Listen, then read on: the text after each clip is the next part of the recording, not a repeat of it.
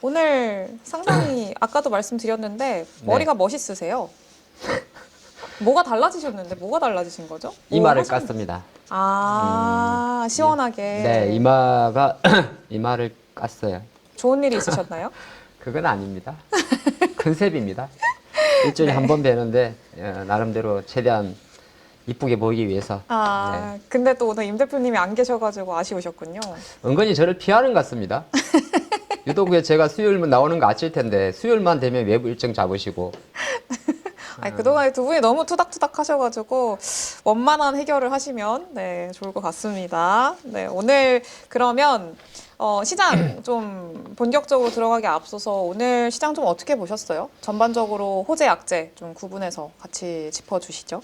네, 사실 오늘이 이제 1월 15일인데 오늘은 좀 오를 거라 생각을 했었어요. 장 초반에. 그래서 1월 이제 15일이어서요? 아니 그렇지는 않고 이제 이 영상을 남기기 위해서 날짜를 한번 강조를 드린 거고요. 네. 그거는 이제 미국 증시에서 보니까 이제 추가적인 하락은 좀 제한적이었고 장 초반 같은 경우에 뭐 사실 지수를 구성하는 하이닉스라든지 뭐 알테오젠도 사실 그 JP모간 헬스케어에 관련된 뭐 신한증권의 또 리포트도 하나 있었고 네.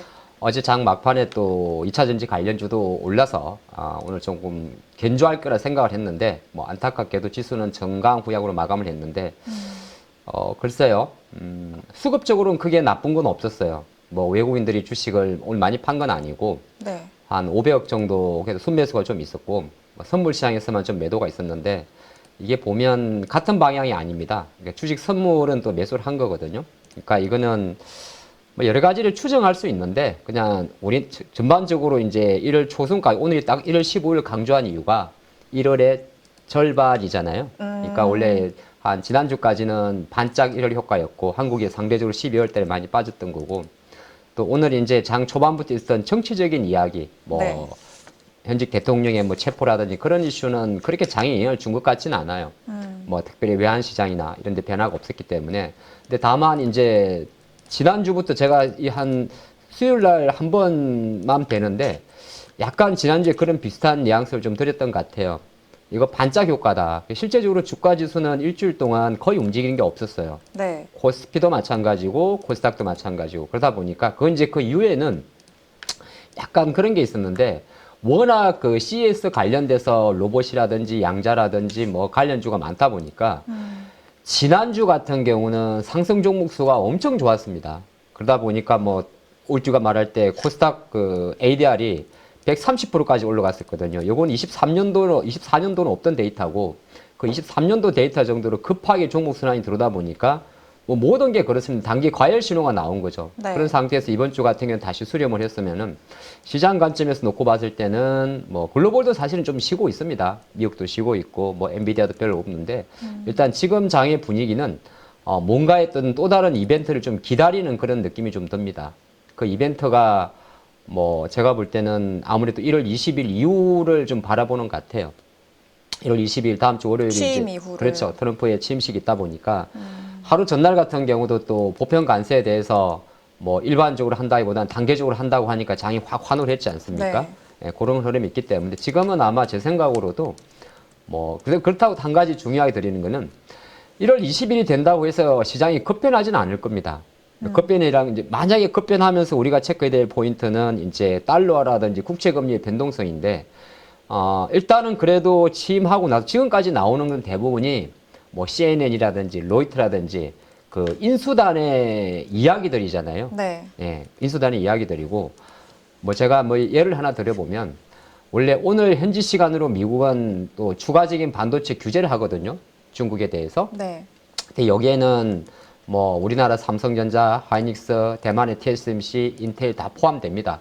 그러다 보니까 이제 사실 이런 만약에 뉴스가 나오면 이게 1월 10일 날 나왔던 건데 반도체주가 다 빠져야죠. 그렇죠. 그렇지 않은 거거든요. 물론 이건 이제 바이든 행정부가 진행하는 겁이고 하는 거고 조금 깊게 들어가게 되면 이제 TSMC 같은 경우는 금요일 날 실적 발표가 예정되어 있는데 실적은 당연히 기저효과 때문에 잘 나오는데 TSMC도 이제 모든 그 메모리를 다 반도체를 다 규제하는 게 아니라 뭐 14나노급 그 정도 이야기하거든요. 근데 그거는 사실 별로 상관이 없어요. 그래서 일단 시장은 약간 버티기 장세에 노출되어 있다. 일단 그렇게 봤습니다. 버티는 시장, 네. 그리고 시장의 방향성은 취임 이후를 조금 지켜봐야 될 것 같다. 그렇죠. 네. 알겠습니다. 그럼 그 안에서 좀 보셨던 섹터 뭐가 있으셨을까요? 이제 버틴다는 거는 한편으로는 이제 그 주요 주체 매수 매도가 한정적이라는 이야기잖아요. 그래서 제가 한 일주일 동안 지수가 늘어졌던 일주일 동안 외국인들은 과연 뭘 했을까를 한번 봤거든요. 네. 외국인들이 이제 지난주 수요일 주까지는 대략 1조 5천억, 2조 원대를 매수를 했었고 또 최근 일주일 동안에는 매수 강도가 좀 떨어져 있습니다. 오히려 이제 매도가 조금 많은데 가장 많이 매도하는 거는 삼성전자고요. 네. 6조 원대 정도. 이건 5일입니다. 5일. 그러니까 역순으로 5일이니까 거래일수 기준으로 보시면 되고요. 오늘이 수요일이니까 목요일부터겠네요. 네, 목요일부터 목, 금, 월, 화수인데 그러면 지금 외국인들은 실제적으로 이런 삼성전자가 좋고 나쁘면 문제가 아니에요. 우리가 24년도에 그대로 느낀 대로 이제 외국인들이 한국 주식의 비중을 삼성전자를 가지고 핸들링 한다는 거죠. 그 관점으로 보시면 좋고, 사는 종목은 의외적으로 오른쪽을 보게 되면 6천억을 파는데 일주일 동안 하이닉스는 4,900억을 산 거예요. 네. 그러면 종목 과자 관점에서 놓고 봤을 때는 일단은 뭐 여러 가지 아직 이슈도 둘 다 피곤합니다. 뭐 하이닉스 투자가분들도 야, 엔비디아 블랙웰 그 발열 문제 결합 안 됐다는데 엔비디아 주가도 저러고 있는데 근데 이제 주가는 사실 수급적인 관점 때문에 하이닉스 쪽으로는 붙어 있죠. 근데 이거는 왜 그러냐? 뭐 여유가 여러 가지 있겠습니다만은 하이닉스는 이달 말에 4분기 실적을 발표하게 됩니다. 발표하게 되는데 현재만 놓고 봤을 때는 3분기보다 나은 8조 원대의 전망이 나오는 모습이고 또 상대적으로 시장에서는 뭐 CS에 있을 때는 뭐 GDDR7 같은 경우 삼성전자가 납품을 하네 이렇게 이야기 많았습니다만 현재 주가 수준 놓고 봤을 때는 뭐 하이닉스 지금 위험 요인은 되게 많아요. 네. 제가 바로 다음으로 넘어가 볼까요? 네. 위험 요인 같은 경우는 이제 또 마이크론이 만약에 마이크론이 저기 싱가포르에 10조 원 투자하죠. 네. 그리고 이제 또 바이든도 마찬가지고 트럼프도 마찬가지로 중국의 반도체는 규제할 거고. 그리고 지금 시장에서는 우리가 이런 이야기를 합니다. 하이닉스가 빠르면 6월 달 정도에 이제 6세대 HBM입니다. HBM4 같은 경우를 샘플을 출하할 것이고 그래서 빠르면은 한 3분기 말, 가을이겠죠. 9월, 10월 달 정도에 공급이 시작된다. 그래서 약간 커스터머 샘플 같은 경우를 한 2분기 정도에 납품하겠다 목표를 세웠다는 거고. 근데 이제 이런 거 같이 하이닉스가 말을 하면 조금 신빙성이 가는 게 그런 게 아니라 어쨌든 최태원 회장이 지난주 CES에서 전순항을 만나고 나서 했던 언론 인터뷰가 네. 우리는 엔비디아의 수요 예측보다 우리 미리 빠르게 준비를 하고 있다고 했잖아요. 물론 HBM4로 넘어갈 때는 그 방식 자체가 많이 다르다고 합니다. 그래서 네. 아직까지는 이제 이미 앞서가면 안 되겠지만은 시장 관점에서는 시장은 철저하게 삼성을 셀하고 하이닉스를 롱을 한다는 거는 일단 뭐 조금 덜이지만은 하이닉스 쪽에서는 최근에 20만 원대 조금 불안하지만은 보아야 될 것 같고 나머지 보면 닉스, 조선, 금융주를 삽니다. 외국인들도 마찬가지죠. 보시면은 뭐 요새 조선주 많이 날아가는 거 아시겠는데 하나오션, 삼성중공 그 다음에 은근슬쩍 다시 외국인들이 작년에 가장 많이 샀던 섹터가 종목은 뭐 여러 가지가 있어 삼성도 있을 수 있는데 상반기 기준으로 섹터로 놓고 보게 되면 금융주였거든요. 네. 예. 근데 지금 금융주 KB금융이나 이런 종목을 막상 투자 포인트를 세우려고 그러면 애매할 거예요. 왜 그러냐면 이게 금리는 뭐 내일 동결 하겠지만은 실제적으로 지금 금리보다 경기 침체 이슈 때문에 많이 빠지는 거고 사실상의 밸류업은 물 건너간 거고 네. 왜냐하면 세제 지원에 대한 밸류업은 물 건너갔단 말이에요. 그런 관점을 보기 때문에 사실 이해를 할 수는 없는데 근데 이제 잔잔바리 계속 사는 거예요. 그래서 외국인들은 제가 보니까 여전히 하이닉스, 조선주, 금융주 정도로만 매수가 들어오고 있다. 그래서 이 말은 특징은 뭐냐 하면은 외국인들이 아직까지 본격적으로 셀 코리아를 한다든지 뭐 바이 코리아를 한다든지 그 정도까지는 아니다. 그렇게도 보겠습니다. 알겠습니다. 저 안에서 근데 그 조선주 말씀을 해주셔서 그런 건데 요즘에 좀 얘기가 많이 나오고 있는 것 중에 하나가 사실 조선도 지금 트럼프 트레이드의 어떤 일부로 좀 올라오고 있잖아요. 네. 모멘텀을 받고 있는데 이게 트럼프 트레이드가 이제 취임하고 나면은 끝난다. 이제 다시 좀 조정이 나올 수 있다라는 의견들이 하나둘씩 이제 나오기 시작을 하거든요. 요거에 대해서는 좀 어떻게 생각하세요? 기다리고 있습니다. 폭락하기를. 살려고요? 그렇죠. 아니 그게 보시면은 네. 뭐 이제 이게 조선주가 맨날 가잖아요. 그쵸. 제가 오늘도 한번 봤어요. 왜 가는 건데 여기 보면 삼중이가 올라갔죠. 네. 삼성중공업은 진짜 안 가는 종목이거든요. 근데 안 가는 종목인데 안 간다는 표현보다는 사실 조선의 주요 트렌드는 잘 아시겠지만은 거의 이제 MR 쪽이란 말이에요. 그러면은 사실 이게 현대중공업하고 하나오션이 끌고 가는 겁니다. 여기에 이제 LNG가 붙게 되면서 엔진 쪽으로 하나 엔진하고 HD 현대 마린 엔진 들어가는 거고 친환경 선박을 말하는 거죠. 그리고 이제 경기 관련해서 미포조선은 같이 따라가는 거거든요. 네. 한국조선해양은 지주사의 성격을 갖고 있는 거고 MRO 사업 포인트를 갖고 있기 때문에 HD 현대 마린 솔루션은 지금 18만 대가 올라가는 거예요. 그러면 중간에 있는 게 이제 삼성중공업인데 삼성중공업이 주가가 팍 튈 때가 이유가 있습니다. 보통 LNG는 해양 플랜트가 부각될 때 많이 갑니다.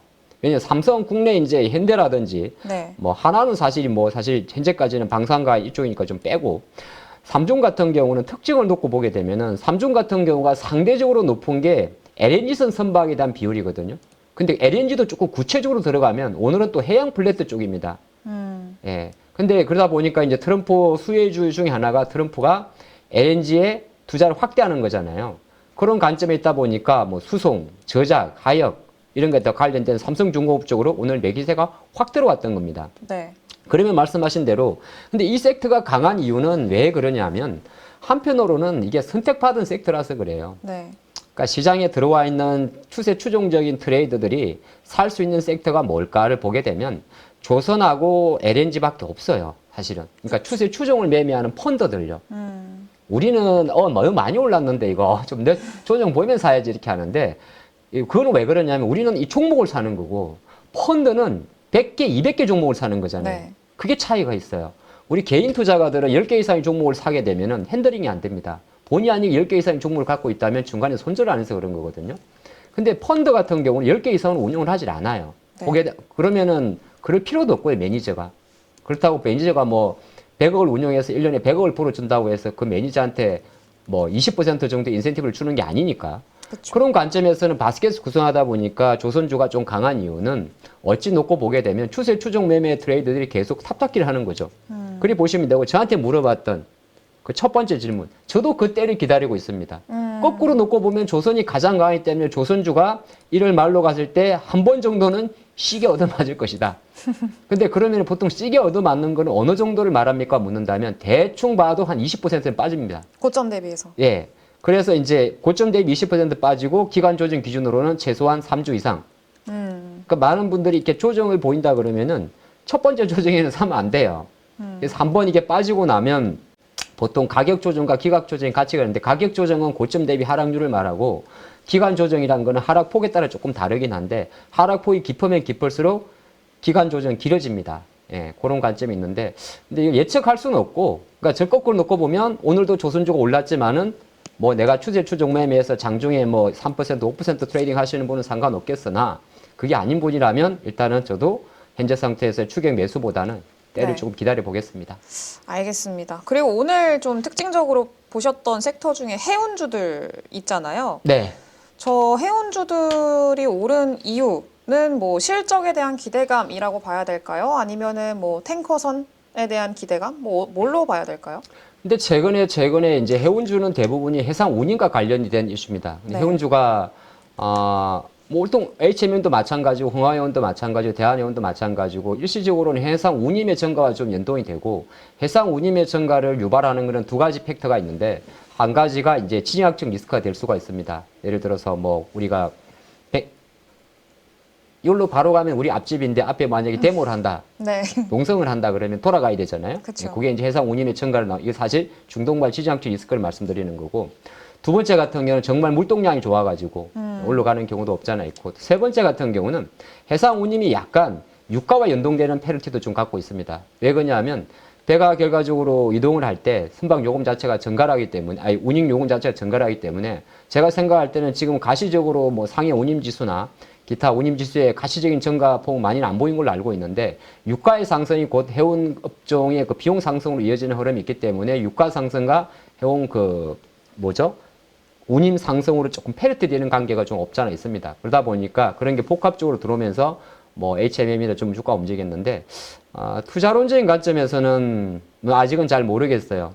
그건 개인의 취향 문제인데. 네. 연속성에 대한 걸. 그쵸. 저는 해운주를 원래 잘 안 하는 스타일이긴 합니다. 네. 안 하는 스타일이긴 하는데 이게 왜냐하면 해운 업종 자체가 추세가 있는 게 아니잖아요. 그렇죠.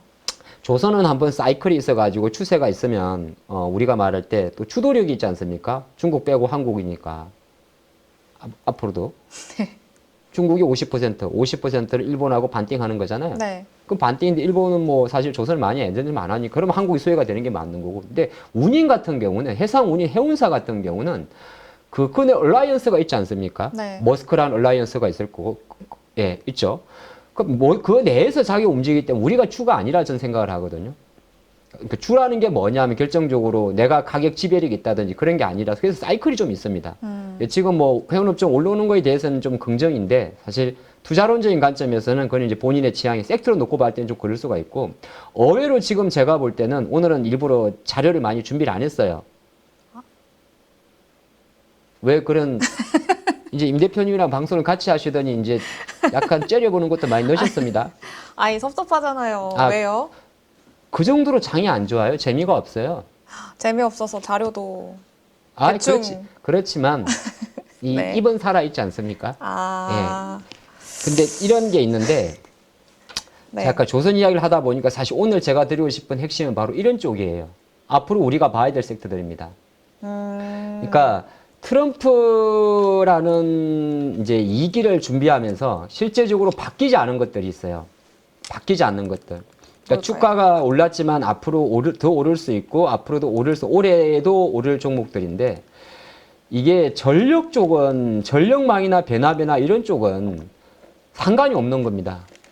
예. 그래서 상관이 없다는 게 어떤 그 정책이랑은 상관이 없는 거잖아요. 트럼프도 최근에 아마 여러분들이 태양광 빼고 태양광하고 원자력 이런 관련주들 주가 올랐을 거예요. 네. 그러니까 트럼프는 에너지 정책의 다변화가 핵심이지 에너지 정책의 특정 에너지 정책에 집중하고 핵심이 아닙니다.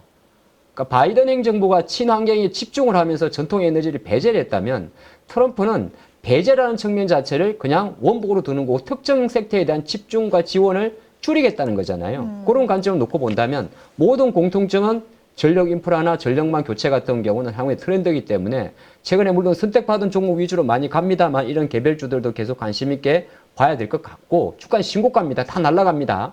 그거는 이제 조선주만큼 날아가니까 참조하시고 요즘 밑에 있는 이제 S&T 에너지라든지 이런 종목도 다 많이 좋아졌는데 네.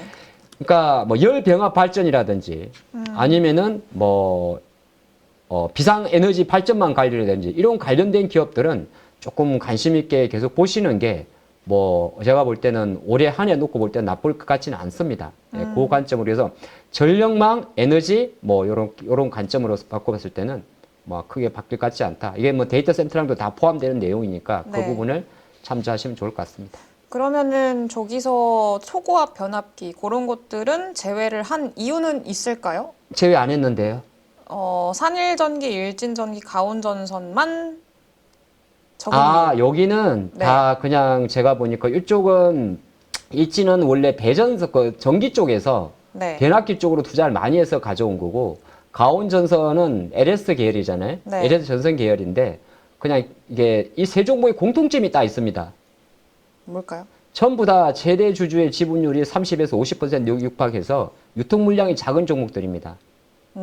그리고 조금 특징을 놓고 보게 되면 일진전기 같은 경우는 이제 사업 구조의 재편이 투자 포인트가 되고요. 원래는 60% 이상이 전선 쪽입니다. 네. 근데 이제 전선 쪽은 사실 구리 가격이 영향을 많이 받고 그 영향이 좀 제한적인데 변압기나 이런 쪽 같은 경우는 전력망 쪽으로 넣고 가게 되면 그게 이제 뭐 원전도 마찬가지고 뭐 태양광도 마찬가지 끌어와야 되잖아요. 그쵸. 그 관점 포커스를 맞춘 거고 산일 같은 경우는 사실은 약간은 신규주기 때문에 가벼운 것도 없잖아요. 있긴 있어요. 근데 이거는 다 합니다. 이름은 이렇게 전기처럼 적혀 있지만은 사실은 이제 뭐 ESS라든지 다 그런 포함된다 그런 그림이 있고 GNC 에너지라는 기업은 사실 변동성은 좀 작은데 이 회사 같은 경우는 우리가 말하는 비상 발전망 관련 기업입니다.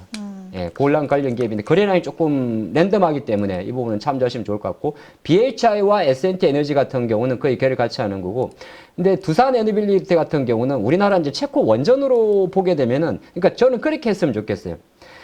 원전 관련으로 보시려면은 두산이나 BHI나 S&T를 하지 마시고 그냥 원전 관련 뭐 원자력 개척이라든지 제어라든지 개별주를 타이밍 트레이딩을 하시는 게 좋고요. 뭐 우진엔텍이 됐든 뭐 오르비트이든 G2파워가 됐든 그렇게 보는 거고 요 기업들의 공통점이 있으면 이 두산하고 BH하고 S&T 기업들의 공통점은 이 기업들은 전부 다 실적이 매년 증가하는 기업들입니다. 실제적으로 네. 수주 잔고를 안고 있는 기업이거든요. 그러니까 중장기적으로 볼 거면은 조금 너디게 모르겠지만 두산 에너빌리나 BH나 S&T나 GNC 쪽으로 보는 것도 좋지 않을까 그렇게 보겠습니다. 알겠습니다.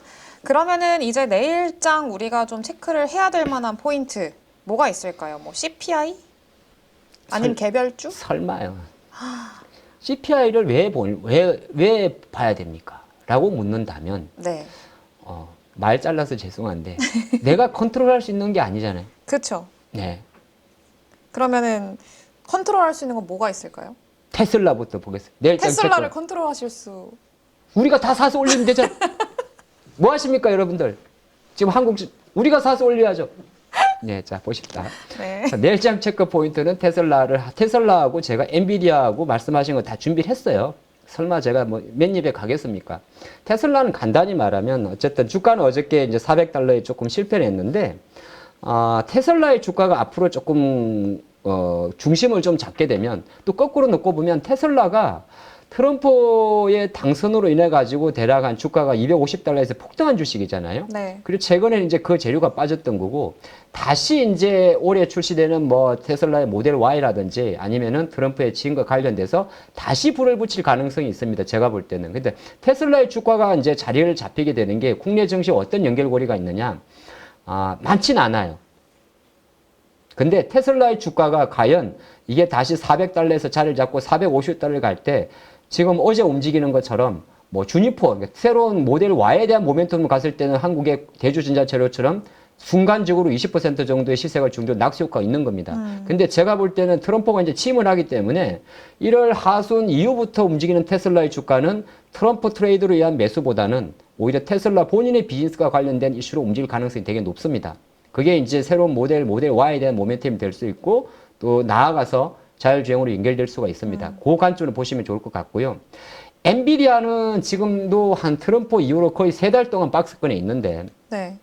엔비디아 주가는 현재 놓고 봤을 때는 그렇게 뭐 모멘텀은 별로 없어요. 다만 엔비디아 주가를 다시 위로 당길 수 있는 거는 아이러니하게도 엔비디아는 본연보다 시황 변수에 많이 포커스를 맞추게 됩니다. 달러가 내려가고 뭐 국채금리가 내려가는 그런 그림이고 실내로 금요일날 토요일날 TSMC의 4분기 실적 발표가 잘 나올 건데 지금 TSMC의 지난 4분기 실적과 엔비디아의 주가에는 그 괴리감이 있습니다. 네. 그러니까 테슬라는 제가 보니까 차력으로 올라갈 수 있고 엔비디아는 시장이 받쳐줘야 되는 건데 이 시장이란 거는 결과적으로 과연 트럼프가 이렇게 당선하기 전에 나왔던 이 정책 중에서 실제적으로 우리나라나 글로벌 증시에 직접적인 영향을 미칠 수 있는 통상적인 부분에 대한 이슈 자체가 어떻게 진행지가 가장 핵심이 될 겁니다. 그렇죠. 1월 20일 취임하자마자 여기에 대해서 어떤 행보를 보이는지 자체가 사실 이제 딱 취임을 하면 이제 어느 정도 뭔가의 스테이지가 구체적으로 나와야 되는 거거든요. 아마 요거 관련 자체가 지금 4.8%를 치닫고 있는 미국의 10년물 국채금리에 이런 거를 모두 다 돌릴 수 있지 않을까. 그리고 어제 보시면은 잠깐 보셨을 건데 일시적 아직은 확정이 안 됐습니다만은 이 10% 보편 관세에 대해서도 단계적인 이야기가 나오다 보니까 휙 돌아가지고 트럼프의 뭐 IRA 폐지라든지 뭐 기타 친환경에 대한 정책에 대한 폐철폐에 대한 것도 혹시 바뀔 수 있지 않을까 기대감으로 장이 움직이는 거거든요. 그러니까 결과적으로는 트럼프가 취임을 해봐야 아는 거예요. 그렇죠. 예, 그 출발점이 이제 관세 부분이고, 막 행동 같은 경우는 뭐 이런 게 이민이나 마약, 뭐 교육이나 이런 거는 이거는 우리랑 뭐 사실 직접적인 관계는 없습니다. 제가 생각할 때는 정치에 영향을 줄 수 있는 거는 바로 트럼프고 트럼프의 취임식 이후에 과연 어떤 식으로 통상 외교 측면에서, 통상 경제 측면에서 관세를 부과하는지 그리고 조금 더 요거 나오면 대략 밑에 그림 나옵니다. 정말 IRA를 뭐 없애는지 폐지하는지까지도. 그런 상태에서 국채금리가 탁 꺾이면 저는 꺾일 것 같아요.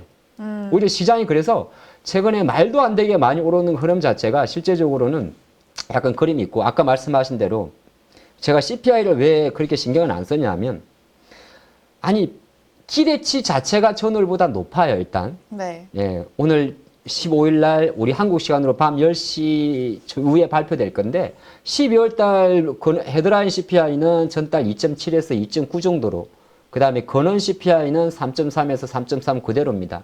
근데 이제 월간으로 놓고 보게 되면 헤드라인은 둘 다 약간 전달보다 내려가요. 근데 이게 지금 중요한 게 아니라 최근에 유가가 지금 배럴당 78달러 선이잖아요. 네. 그러면 결과적으로는 이제 2월달, 3월달 갈 때 헤드라인 CPI도 확률적으로 올라갈 수 있는 확률도 높은 겁니다. 높은 거고 또 하나가 실제적으로 미국이 지금 지난 12월달 FOMC 이후에 25년도 금리 인하에 대한 전망 자체를 다소 보수적으로 해놨고 또 그런 상태에 있기 때문에 이에 대한 기대치가 높질 않아요. 그러니까 뭐 밤에 PPI 나오고 미국이 반응 안 하는 것도 바로 그런 것도 있고 이달 말 우리 설날에 1월 28일부터 29일까지 미국의 첫 번째 FOMC 회의가 있는데 거의 99.99% 동결이거든요. 금리 자체가. 네. 그래 놓고 보게 되면 아까도 말씀드렸습니다. 중요한 거는 지금 이번 주도 사실 미국 그 연준 의원들 연설이 되게 많아요. 맞아요. 근데 이또 뻥끗 안 하니까 기성전 일단 다음 주 1월 20일 트럼프 취임하는 거 보고 움직이자. 그게 아마 제가 생각하는 가장 큰 변수가 될 것 같습니다. 알겠습니다. 빨리 지금 잠들어가지고 눈 뜨면은 트럼프 취임했으면 좋겠네요. 개인적으로. 그래도 뭐 법과 제도와 질서가 있으니까. 알겠습니다. 그러면 앞으로의 증시 흐름도 비슷하게 트럼프 취임 이후를 좀 봐야 될까요? 네. 제가 이 시간에 와서 이제 유리기판 이야기를 잠깐 할 때, 네. 그러고 나서 일주일 동안 더 날아갔죠.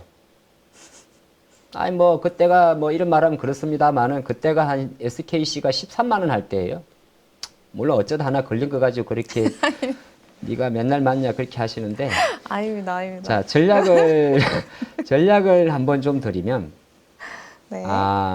이렇게 한번 적어봤어요. 물론 이게 이제 언제까지 갈지 모르겠습니다. 지금 주가 지수만 놓고 보면 코스피 쪽은 코스피 위주로 한번 봐봤거든요. 네. 주가 지수는 저는 상반기에 제 개인적인 뷰인데, 뭐 현재까지는 2580, 그러니까 2600선은 쉽지 않다고 생각을 하고 있습니다. 최소한 1월 달에. 근데 또 그렇게 밑으로도 많이 안 봐요.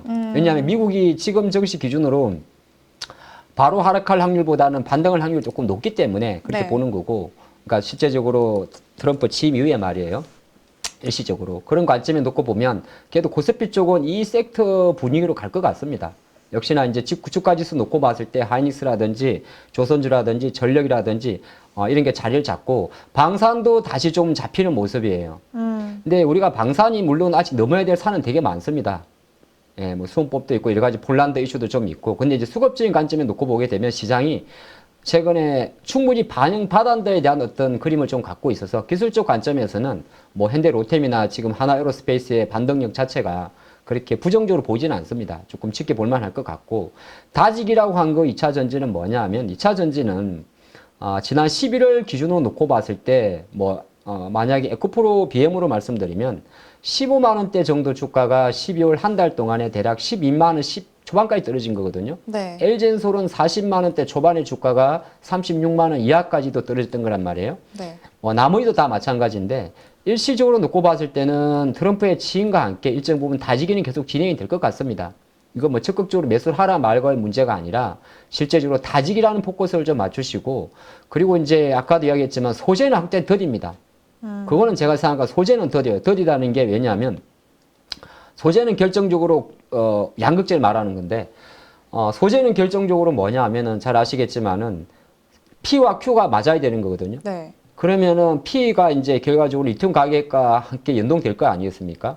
그런 가격이고 Q 같은 경우도 생각보다 유럽 쪽에서 특히나 작년 24년도 연간 보았더니 유일하게 마이너스 난 대륙이 유럽입니다. 네. 다 북미나 이쪽은 다 그래도 연간 기준으로는 YY의 전기차를 판매를 했는데, 그렇게 놓고 봤을 때는 또 사실 우리나라 입장에 놓고 봤을 때는 뭐 SDI나 뭐 에코프로 그룹이나 이런 쪽 또 포스코도 마찬가지고 좀 부담이 되는 거거든요. 그래서 다지기 쪽으로 보시면 좋을 것 같고, 어지럼증 로양자. 로봇, 양자, 자율주행. 네, 그렇죠. 이거는 약간 주가가 어지러움이 좀 있습니다. 이게 어지러움이란 건 이제 투자 영역은 제가 볼 땐 좀 벗어난 것 같고, 네. 그냥 매매와 로테이션의 영역인데 아마 쉽지 않을 거예요. 왜냐하면 이게 제가 생각할 때는 저는 지금 이쪽을 아예 안 합니다. 안 해서 사실 놀고 있는데 어떤 때는 지금은 따로는 노는 게 득이 될 때도 많습니다. 지키는 게. 네, 이게 주가가 많이 올랐다는 거는 상당히 강력한 파워가 들어왔다는 거고, 올 한 해 동안, 그러니까 이 세 가지는 저도 1월 효과에 안 거칠 섹터라고 생각을 해요. 로봇 양자 자율주행. 특히나 이건 한국 기업에 국한되는 게 아니라 미국도 마찬가지죠. 네. 예, 미국도 마찬가지. 그래서 미국에서도 저도 개인적으로 미국 ETF나 개별주를 로양자 쪽으로 보거든요. 로봇 양자 자율주행 쪽으로 보긴 보는데 거의 한국에는 사실 로봇 양자 자율주행의 핵심 기업은 거의 없더라고요. 그나마 로봇에서는 그때 말씀드렸습니다만 한국에서는 거의 액추에이터 기업 쪽으로 보는 거고 양자는 없어요. 없어요. 그냥 양자 할 거면 차라리 미국으로 가십시오. 미국에 네. 엄청 많습니다. 만 원짜리 미만도 싹 빽빽하니까 미국으로 가시고 자율주행도 정확히 놓고 보면 이제 현대차와 관련된 자율주행 기업 쪽으로 이번에 아마 자율주행 올라갈 때 다 보셨을 거예요. 예. 거의 뭐 SOS랩도 결과적으로 현대차와 협업을 같이 하는 거잖아요. 네. 현대차가 누구랑 또 엔비디아 플러스 테슬라랑 가는 그림이기 때문에 그런 쪽으로 가시면 좋을 것 같습니다. 그래서 한 달 전인가 야 현대차가 북미에서 테슬라의 그 어댑터를 적용하는 걸로 발표가 나왔지 않습니까? 네. 그럼 테슬라 입장에서는 테슬라 그 슈퍼차지의 이제 바운드리가 커지는 거니까 결정적으로는 현대차가 테슬라랑도 협력을 하는 같이 하니까 오히려 현대차와 협력을 같이 하는 뭐 사실 비상장 회사도 많습니다. 뭐 포티투다도 마찬가지고 자율주행 기업들은 앞으로는 볼만하겠죠. 이렇게 한번 보시면 좋은데 주가 관점에서는 좀 어지럽다 이렇게 보겠습니다. 그러면은 지금 가장 좀 매력도가 있다라고 생각하는 섹터를 하나만 꼽자면 뭐가 될 것 같으세요? 모르겠어요. 자꾸 그렇게 어지럽네요. 네. 부담을 안 줬으면 좋겠습니다. 지금 제가 이번 주에 정말 힘듭니다. 왜요? 오늘 하루 이틀 정도는 네. 다 말씀드릴 수가 있는데 내가 일주일에 한 번 나오는 사람인데 네. 되게 부담스럽습니다. 그래서 전략을 세워왔습니다. 어떤 전략인가요? 요렇게.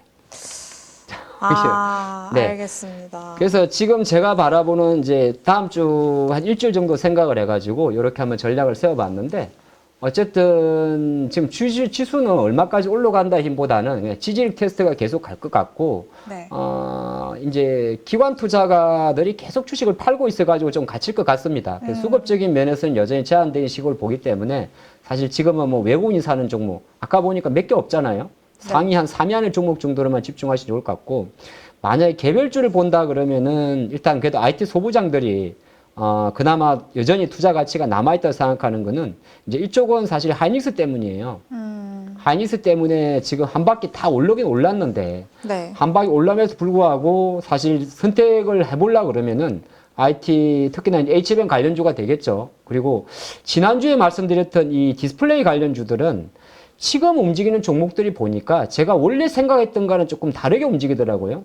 오늘 LX 세미콘이라는 기업을 하나 봤어요. 네. 예, 그 기업의 주가가 조금 오랜 기간 동안 행보하다가 올라왔을 건데 사실 LX 세미콘 같은 경우는 메인 사업 자체는 디스플레이고 DDI 쪽입니다. 네. 근데 제가 생각할 때 주가가 움직인 이유는 그게 아닌 것 같아요. 다음 주에 뭐 삼성 갤럭시도 나오긴 나옵니다만은 그것보다는 그것도 아마 유리기판 모멘텀으로 좀 움직인 것 같거든요. LX 세미콘도 유리기판 사업을 진행을 한단 말이죠. 예, 그래서 이제 일정 부분 이번 주는 뭐 너도 나도 이제 원래 약간 종목이 확산됐어요. 확산되다 보니까 기존의 유리기판 테마주에서는 자금이 빠져 있고 새로운 종목 들어왔는데 빼고 나면 결정적으로 하이닉스에 대한 믿음을 만약에 갖고 계신 투자가 분이라면 제가 볼 때는 여전히 반도체 소부장 쪽으로 보는 여기서 말하는 건 이제 한미 반도체를 여기서 추가적으로 15만 원까지 가겠느냐 그건 아닙니다. 예, 약간 움직이지 않은 종목들 위주로만 보시면 좋을 것 같고 생성의 AI를 적어둔 거는 네. 아예 좀 미련이 좀 있어요.